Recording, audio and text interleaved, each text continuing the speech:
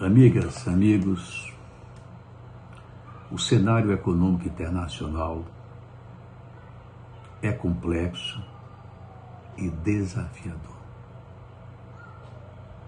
A segunda economia do mundo e a principal em crescimento é a chinesa, que tem inclusive um planejamento centralizado.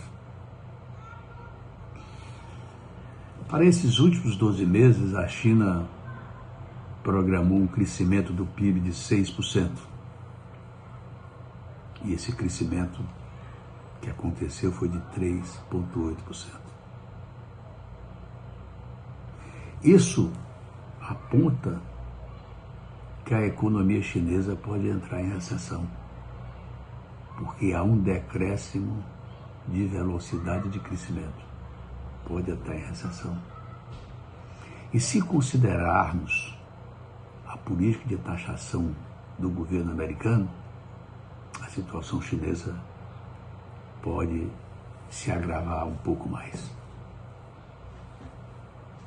Dentro desse contexto, e peça desse contexto é a economia brasileira, somos nós, com os nossos pontos fortes e com nossos pontos fracos. As nossas vantagens comparativas e competitivas são e serão nossas bandeiras de avanço. Mas a nossa gestão de curto prazo ou de médio prazo, essa gestão não é compatível, primeiro, com a nossa potencialidade e com as nossas possibilidades. Vejam, senhores, o ano passado, há um ano atrás, mais ou menos, nem um ano, a Selic, a taxa de juros nossa, era 10,88%. E havia uma reclamação plena e total. E a política econômica não estava avançando no crescimento, nem no emprego, nem na arrecadação, exatamente por conta da taxa de juros. Hoje, a taxa de juros é de 14,75%. Essa sim é uma taxa de juros proibitiva, suicida.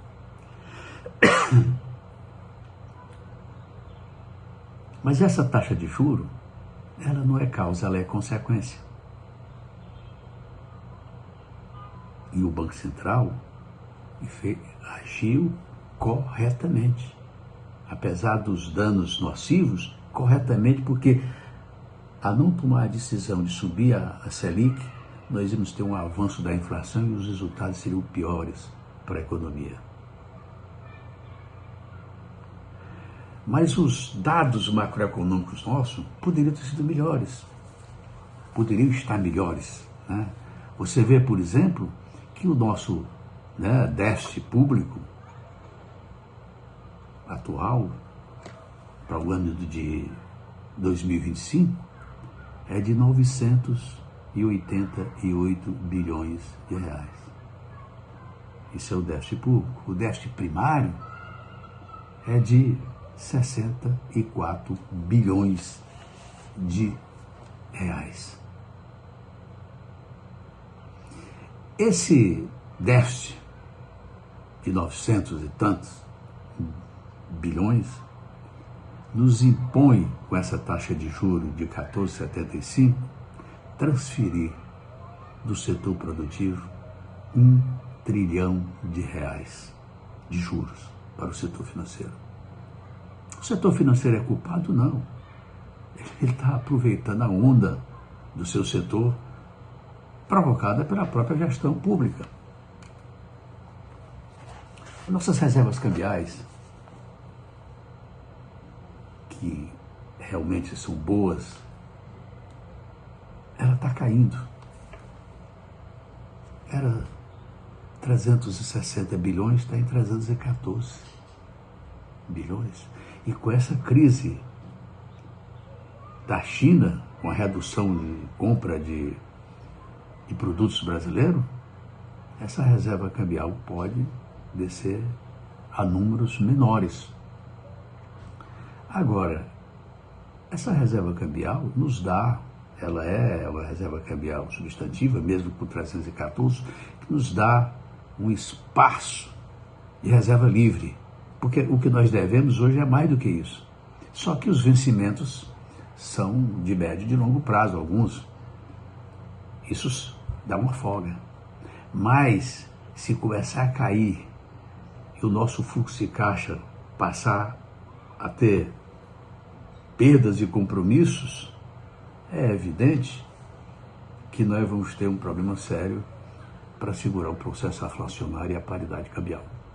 O caso que aconteceu com a Argentina no governo anterior. As reservas cambiais livres eram zero e eles não tinham como controlar a gestão da moeda deles. Mas evidentemente que a gente espera que nesse caminho a gente conduza a economia para um outro rumo. Crescimento de emprego diante das condições está relativamente bom, entre 6% e 7%. Evidentemente que na nossa metodologia nós tiramos a Bolsa Família e outros números que ela é referendada por metodologias internacionais, mas na medida que nós avançarmos para poder gerar emprego, nós vamos ter problema de emprego especializado, né? E um fato relevante que a gente tem que falar e trazer para a mesa do debate é a gente buscar, independente da cor partidária e da cor ideológica, a gente buscar a nossa bandeira verde e amarela.